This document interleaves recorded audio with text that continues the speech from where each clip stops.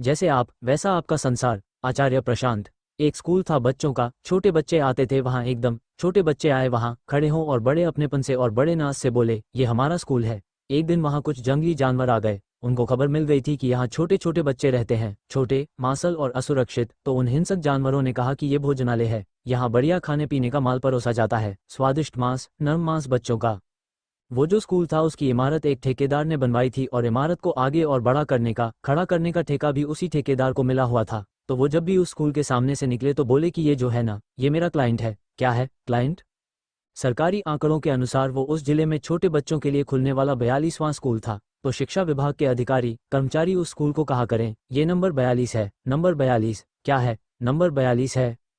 वो स्कूल क्या है? क्या वो स्कूल ही है जैसे छोटे बच्चे उसको देख रहे थे, या वो दावत का अड्डा है जहां नरम मांस मिलने की संभावना है अगर हिंसक जानवर सही दांव लगाकर, घात लगाकर हमला कर पाएं? या वो एक इमारत है, या वो एक क्लाइंट है, या वो नंबर 42 है? वो क्या है? आप और भी तरीके से अनुमान लगा सकते हैं कि उस स्कूल को कैसे और लोग अलग अलग तरीकों से देखते होंगे।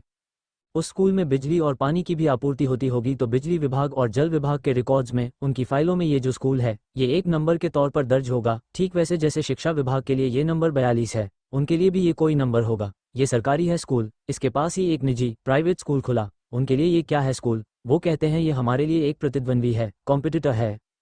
और सैकड़ों हजारों लोग थे जो उस स्कूल के सामने की सड़क से रोज गुजर जाते थे, लेकिन उन्हें उस स्कूल से कोई मतलब नहीं होता था। न वो बच्चे थे, न उनके बच्चे थे, न वो ठेकेदार थे, न सरकार थे, न उनका बिजली से कोई लेना देना था, न पानी से। उनके लिए वो स्कूल क्या था?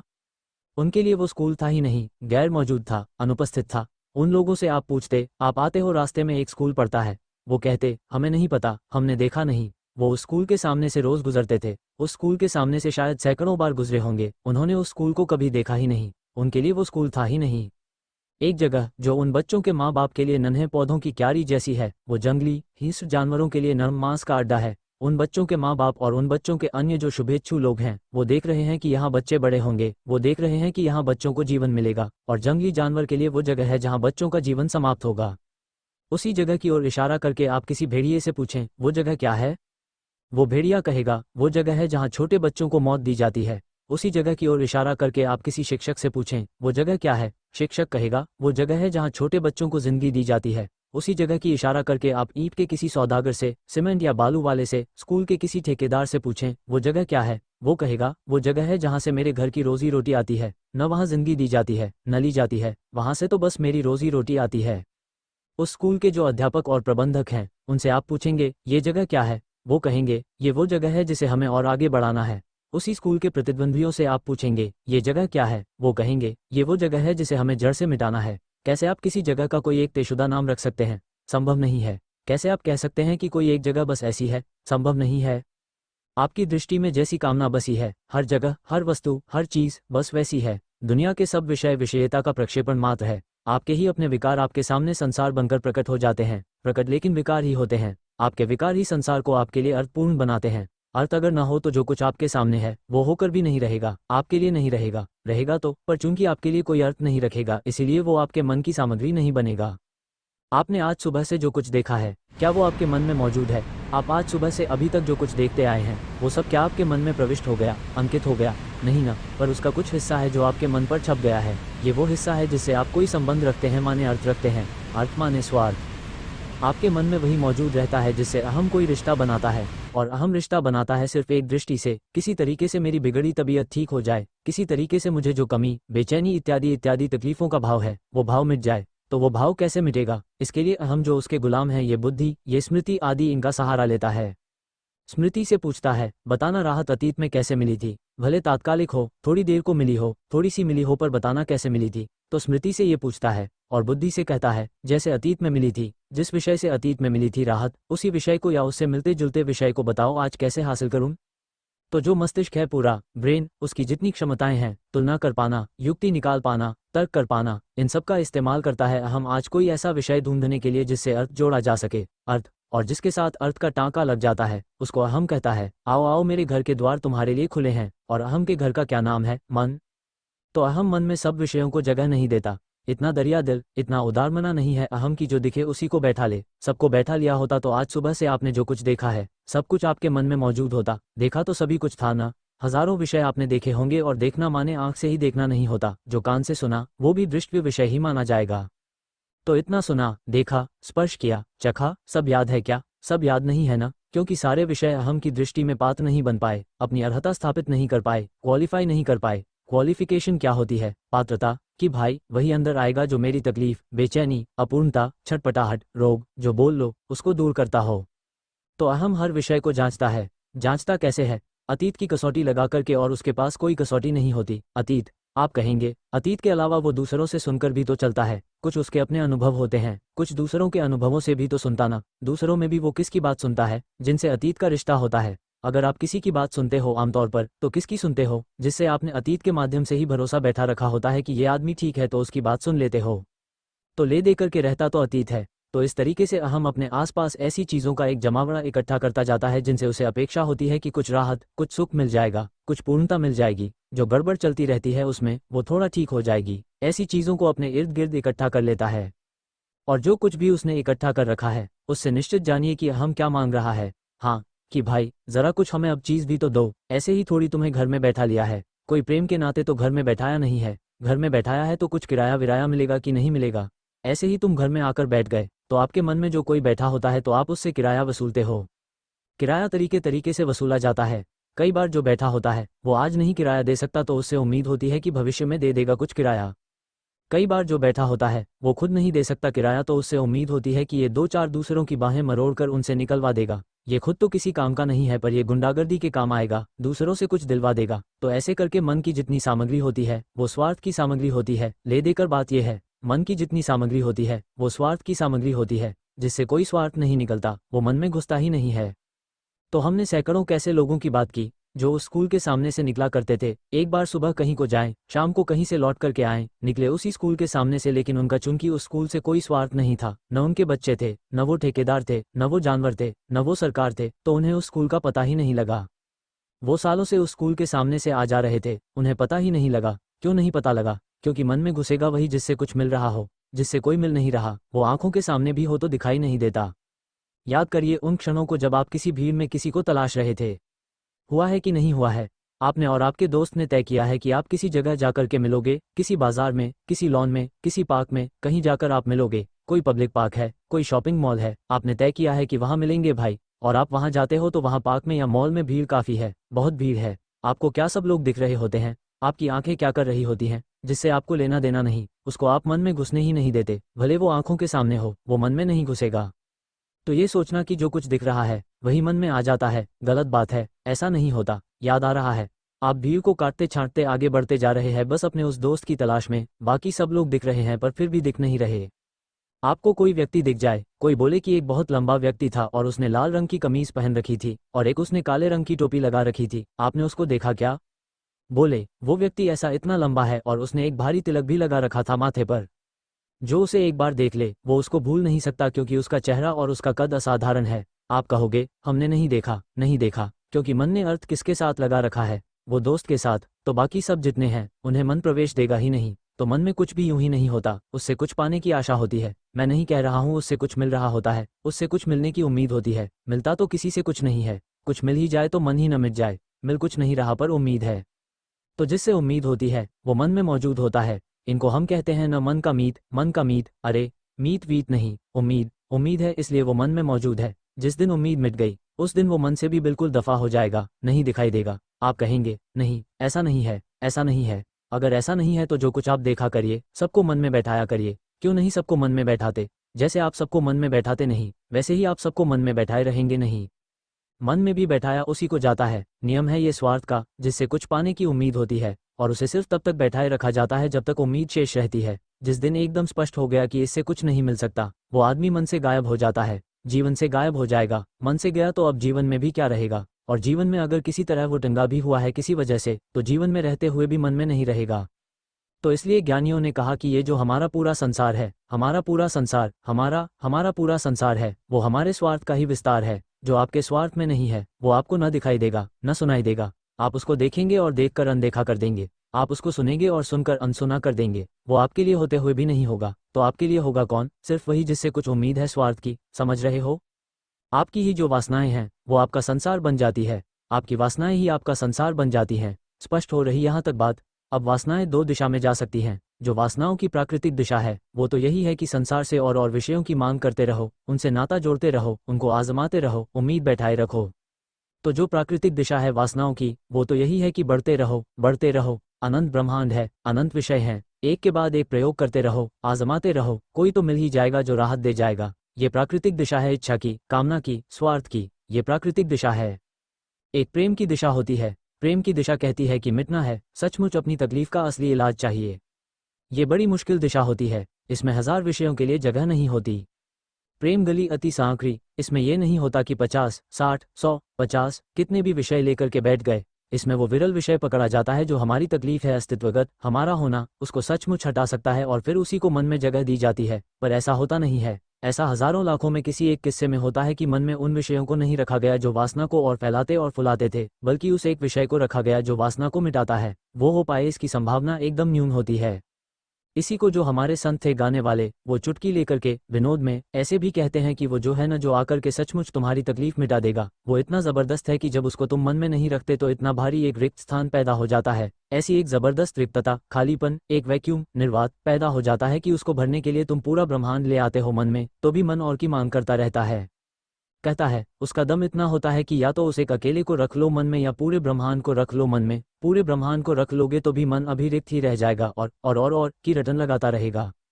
अरे तुमने अपने मन में ये जो इतने सारे विषय भर लिए हैं, ये भर ही इसलिए लिए हैं क्योंकि उस एक को न रखने की भारी कीमत चुका रहे हो तुम। उसको रख लिया होता तो इतने सारों की जरूरत नहीं पड़ती, और उसको रख नहीं रहे तो इतने सारे रख कर भी काम बन नहीं रहा है। उस एक को रख लिया होता तो इतनों की जरूरत पड़ती नहीं, और वो एक नहीं है, इतने सारे हैं तो भी उस एक की भरपाई नहीं हो पा रही है।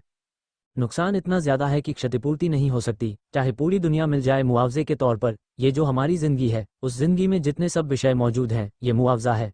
क्या है मुआवजा? यार तुम्हारे पास असली चीज तो है नहीं, तो एक काम करो, तुम एक प्लॉट ले लो बढ़िया।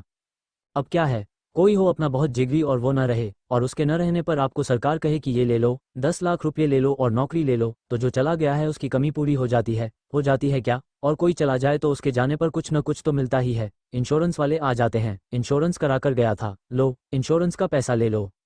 कहीं वो नौकरी करता था, वो लोग आ जाते हैं, कहते हैं अरे बड़ा बुरा हुआ वो चला गया, लो हमारी ओर से कुछ मदद ले लो। दोस्त यार, गली मोहल्ले वाले भी, सब लोग कुछ न कुछ आ ही जाते हैं कि वो अब नहीं रहा तो उसके बदले में लो, हमसे कुछ ले लो। पर उसके बदले में कोई कितना भी दे दे, वो जो नहीं है उसकी कमी मिट जाती है क्या? तो जो असली चीज़ है, जब वो जिंदगी में नहीं होती तो बहुत सारी चीज़ें भरनी पड़ती हैं। अब कैसे पता लगाएं कि किसकी जिंदगी में कमी कितनी भारी है? कैसे पता लगाएं कि किसकी जिंदगी में असली चीज़ की कमी कितनी ज़बरदस्त है? जिसकी जिंदगी में दूसरी चीज़ें जितनी ज़्यादा हों, समझ लो उसकी जिंदगी में असली चीज़ की कमी उतनी ज़बरदस्त है। क्यों भाई? 2-3 उदाहरण समझ लो। 2 लोग थे, दोनों की ज़मीनें सरकार ने ले ली, और दोनों को ज़मीनों से अपनी प्यार बहुत था। दोनों को अपनी ज़मीनों से प्यार बहुत था। उनकी दोनों की ज़मीनें सरकार ने आकर ले ली। सरकार को हक होता है।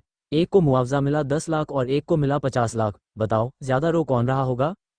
श्रोतागण, 10 लाख वाला। आचार्य, जिंदगी समझ ही नहीं रहे हो फिर तुम। कह रहे हो 10 लाख वाला ज्यादा रो रहा होगा। ज्यादा जमीन किसकी छिनी होगी? वो ज्यादा रो रहा है।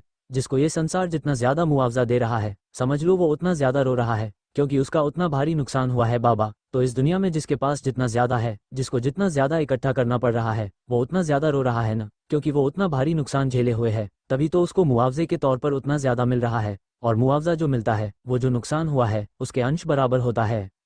एक बात बताओ, अगर मैं आपसे कहूँ एक साधारण तौर पर कि जो मुआवजा मिलता है वो नुकसान के मात्र 20% बराबर होता है। ठीक है, जितना नुकसान हुआ है उसके 20% का मुआवजा मिल पाता है। 20% भी ज्यादा मान ले रहे हैं, क्योंकि जो असली चीज है उसका मूल्य अनंत कहा गया है। और जो संसार मुआवजा देता है वो कितना भी बड़ा हो, वो अनंत का 20% भी नहीं हो पाएगा, क्योंकि अनंत का 20% भी अनंत हो जाता है। लेकिन हम 20% मान ले रहे हैं उदाहरण से समझाने के लिए।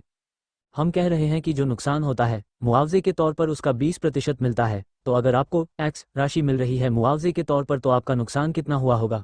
अगर आपको X राशि मुआवजे के तौर पर मिल रही है तो आपका नुकसान कितना हुआ होगा? 5x हुआ होगा। तो जितनी ज्यादा आपको राशि मिली हुई है मुआवजे के तौर पर, आपका नुकसान उतना ज्यादा है। ये इस दुनिया का नियम है, समझ लो।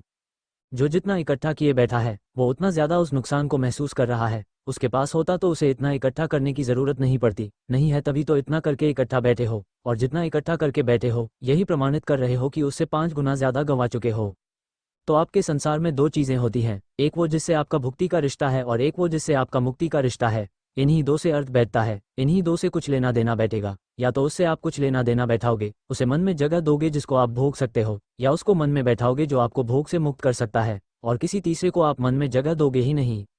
तो जो हमें मुक्त कर सकते हैं उनसे भी हमारा स्वार्थ ही होता है, बिना स्वार्थ के हम उन्हें मन में जगह देते नहीं। उनसे भी हमारा स्वार्थ ही होता है, पर एक विशेष किस्म का स्वार्थ होता है। उनसे हमारा स्वार्थ होता है मुक्ति का, और जिससे मुक्ति का स्वार्थ होता है उसे परमार्थ कहते हैं। मुक्त पुरुष कैसा हो जाता है, इसके विषय में अष्टावक्र आज के श्लोक में थोड़ा इशारा देते हैं। वो कहते हैं कि संसार, शरीर और मन अपनी ही हस्ती के ये तीन कोश हैं, तीन परतें हैं। सबसे भीतर वाली हो गई मन, उसके आगे वाली हो गई तन, और उसके आगे वाला हो गया संसार। और ये तीनों किसके इर्द गिर्द होते हैं?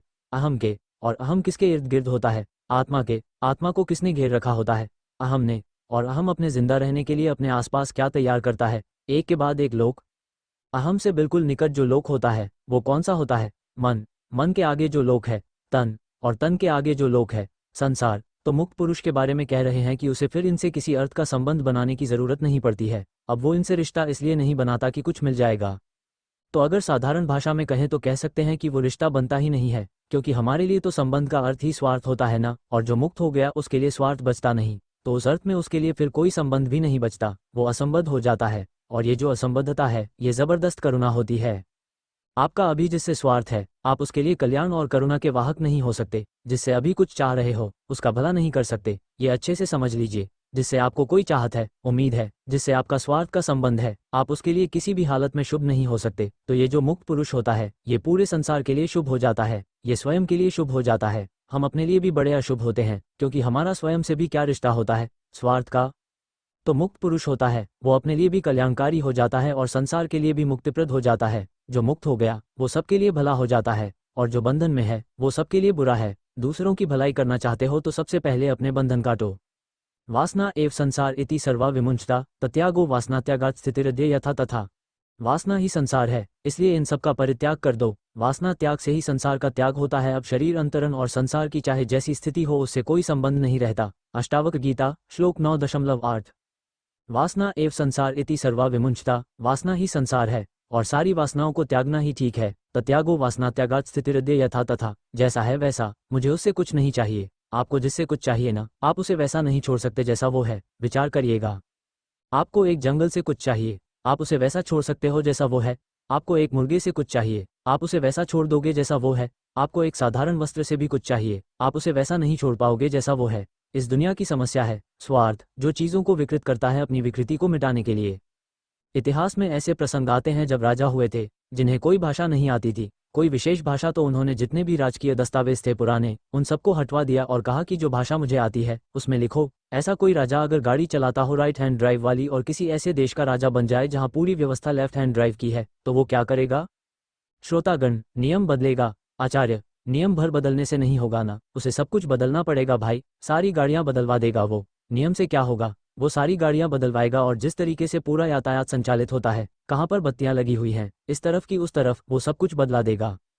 अहम चूंकि स्वयं एक विकृति है, ऐसी विकृति जिसे उससे बचाकर भी रखना है, तो वो संसार को अपने अनुरूप बनाता है और इस कारण वो संसार में विकार ला देता है। आप में विकृति हो, उसको आपको बचाना है, तो आप संसार के साथ क्या करोगे? आप संसार को ही बदल दोगे, तोड़ मरोड़ दोगे, विकृत कर दोगे। यही मनुष्य संसार के साथ करता रहा है और यही कारण है कि आज प्रकृति और पर्यावरण की इतनी दयनीय दशा हो गई है।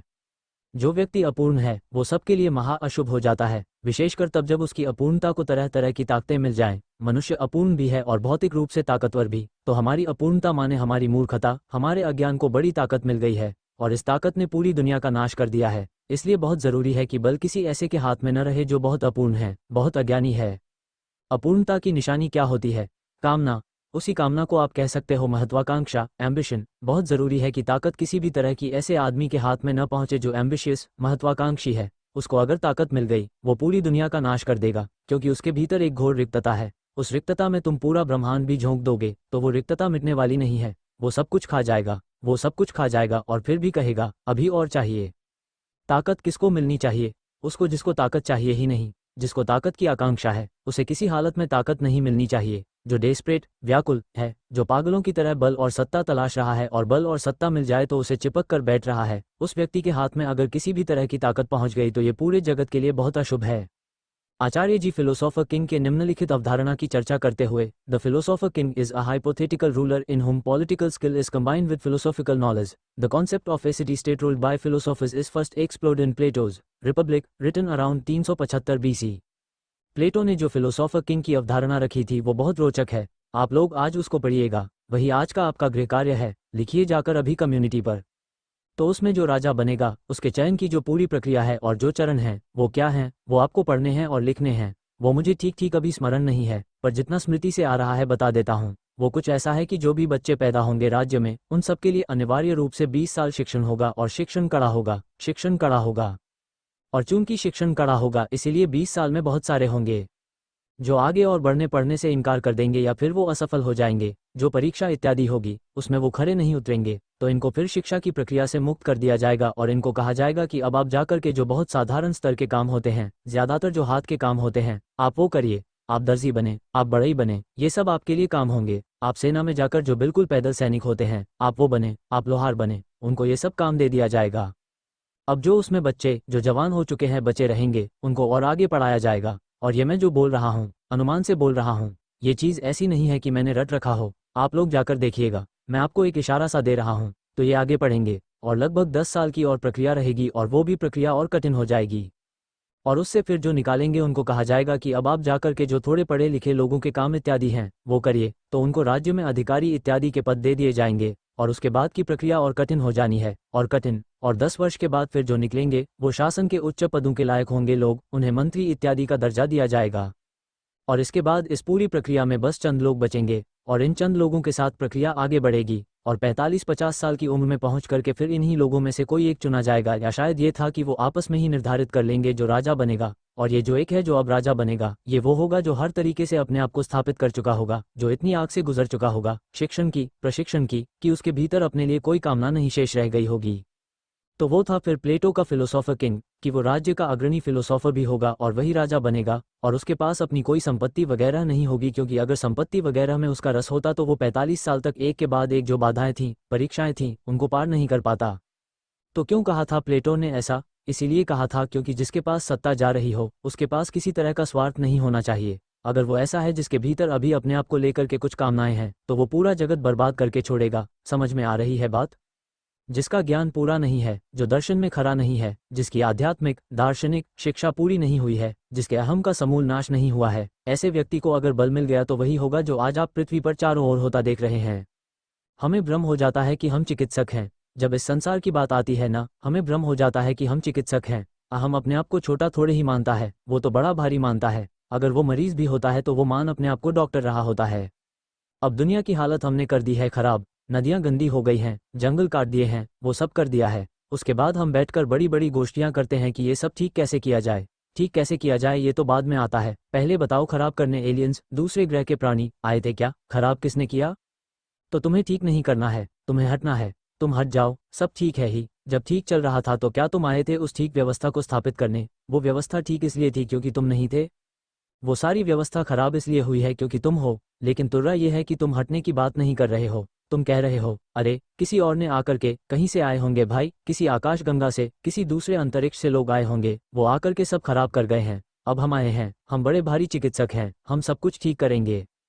तुम जितना ठीक करने का प्रयास करोगे सब कुछ उतना खराब होता जाएगा. तुम हट जाओ, तुम्हारा हटना ही समाधान है. हमारा ठीक करने का प्रयास ऐसा ही होगा कि आप नशे में थे और आप गाड़ी चला रहे थे. आपने सड़क पर ठोक दिया किसी को. आपका स्पर्श पाने से पहले, आपका प्यार भरा स्नेह भरा स्पर्श पाने से पहले वो व्यक्ति कैसा था? बिल्कुल ठीक था. उसके बाद आपने अपने अज्ञान, अपनी बेहोशी, अपनी मूर्छा में जाकर के उस पर गाड़ी चढ़ा दी. ये आपने पहला काम किया. अब वो पड़ा हुआ है वहीं सड़क किनारे, उसका सिर फट गया है और खून बह रहा है. तो आपने कहा अरे अरे अरे मैं सब ठीक कर देता हूँ, मैं सब ठीक कर देता हूँ. और आप हो कौन? आप हो एक नशे में धुत बेहोश आदमी. आप कह रहे हो मैं सब ठीक कर देता हूँ. और ठीक करने के नाम पर आप क्या कर रहे हो? आप कह रहे हो अरे इसका जो खून बह रहा है इसको जरा टिंचर से धोना जरूरी है ना, कुछ एंटीसेप्टिक किया जाए, नहीं तो खून बहुत बह रहा है, कहीं इसको इन्फेक्शन संक्रमण न हो जाए. तो लाकर के इंजन का कूलेट डाल दिया उसके खोपड़े में. फिर बोल रहे हैं इसको कुछ दवा तो पिला दे नहीं तो मर जाएगा, इतना इसको खून बह रहा है. तो लाकर उसके मुंह में इंजन ऑयल डाल दिया और अपने आप को खूब शाबाशी दे रहे हैं कि हमने कुछ तो किया, देखो मैं ठीक कर रहा हूँ, देखो मैं ठीक कर रहा हूँ. बात यह नहीं है कि आपकी मंशा क्या है, बात यह है कि आप कौन हो. आप मूर्छित हो, आप तब भी मूर्छित थे जब आपने उस व्यक्ति को गाड़ी से मारा था। आप तब भी मूर्छित हो जब आप उस व्यक्ति की सहायता करना चाह रहे हो, और जो मूर्छित होगा वो दूसरे का नाश ही करेगा, वो सहायता भी करना चाहेगा तो नाश ही करेगा। इसी तरीके से हम अब जब प्रकृति, पर्यावरण या समाज या राष्ट्र या विश्व का भला भी करना चाहते हैं या अपने परिवार का या अपने प्रियजनों का भला भी करना चाहते हैं तो हम उनका नाश ही करते हैं। आपका भाव क्या है, इससे थोड़े ही कोई फर्क पड़ता है। विशेषकर भारत में हम भावना को बहुत महत्व देते हैं। हम कहते हैं मेरा भाव तो अच्छा है ना, मेरा भाव तो अच्छा है ना। भाव से क्या होता है, होश से होता है ना। आपका भाव है कि वो पड़ा हुआ है और उसका सिर फट गया, मैं उसकी मदद कर दूं, पर आपको होश ही नहीं है, तो आपका भाव किस काम आएगा। भाव के नाम पर आप उसकी हत्या और कर दोगे, और हमने यही किया है। हमने भाव और भावना के नाम पर बड़ा खून बहाया है, सबको बड़ा कष्ट दिया है, खुद को भी बहुत सताया है। समझ में आ रही है बात? बात ये नहीं कि आपका भाव क्या है, बात ये है कि आप क्या हो। बात ये नहीं है कि आपका इरादा क्या है, बात ये है कि आप क्या हो। और अहम जब तक है वो मूर्छित ही है, तो सबके लिए यही अच्छा है कि आप न रहो, क्योंकि आप अगर हो तो आप मूर्छित हो। आपका होना माने आपकी मूर्छावस्था का होना, और एक मूर्छित आदमी किसके लिए अच्छा हो सकता है बताओ तो आप हटें, इसी में सबकी भलाई है, दुनिया की भी, आपकी भी। आप क्यों सोच रहे हो आप किसी के लिए भी, आप क्यों सोच रहे हो अपने लिए भी अच्छे हो। आप अपने लिए भी बहुत बुरे हो, और आपके लिए अच्छे से अच्छा वो है जो आपको हटाने में आपकी मदद कर दे। स्पष्ट हो रही है बात कुछ? आपके लिए भी अच्छे से अच्छा वो है जो आपको हटाने में आपकी मदद कर दे। जो आपको हटाने में आपकी मदद करेगा वो आमतौर पर आपके संसार का हिस्सा नहीं होगा, क्योंकि आपका संसार कौन निर्धारित करता है? स्वार्थ। और आपके स्वार्थ में ये नहीं सम्मिलित होता कि आप हटे कि मिटें, वो परमार्थ है, स्वार्थ नहीं है। और हम अपना परमार्थ नहीं चाहते, हम तो अपना स्वार्थ ही ढूंढते हैं। विरल है वो व्यक्ति जो अपना मित्र होता है। समस्या ये है कि हम सब अपने ही शत्रु होते हैं, और इसीलिए हमारा पूरा मन, हमारा पूरा संसार हमारी स्वयं के प्रति शत्रुता का बड़ा भारी एक प्रमाण भर होता है। आपके मन में और आपके संसार में जो कुछ है, उस एक एक विषय पर उंगली रख करके ये साबित किया जा सकता है कि आप अपने कितने भारी दुश्मन हो। आप अपने दुश्मन नहीं होते तो वो विषय आपके कमरे में नहीं मौजूद होता, आपकी अलमारी में नहीं मौजूद होता, आपके दिल में नहीं मौजूद होता, आपकी दुनिया में नहीं मौजूद होता।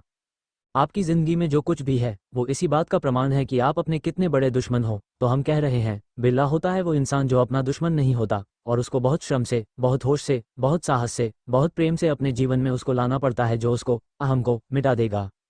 बड़े प्रेम की बात है, बड़े प्रेम की बात है, बड़ी ईमानदारी की बात है, और बड़े हौसले की बात है, क्योंकि किसी ऐसे को ला रहे हो जो तुम्हें ही खत्म करने वाला है। साधारण डरपोक काया आदमी के लिए कहाँ संभव है। ये आज थोड़ा सा जाकर के ये करिएगा अपने साथ। एक क्रिया है कि अपने मन को देखिए, अपने घर को देखिए, अपने कमरे को देखिए, जीवन को देखिए, और देखिए कि उसमें क्या क्या मौजूद है जो यही सिद्ध करता है कि आप शत्रु हैं अपने।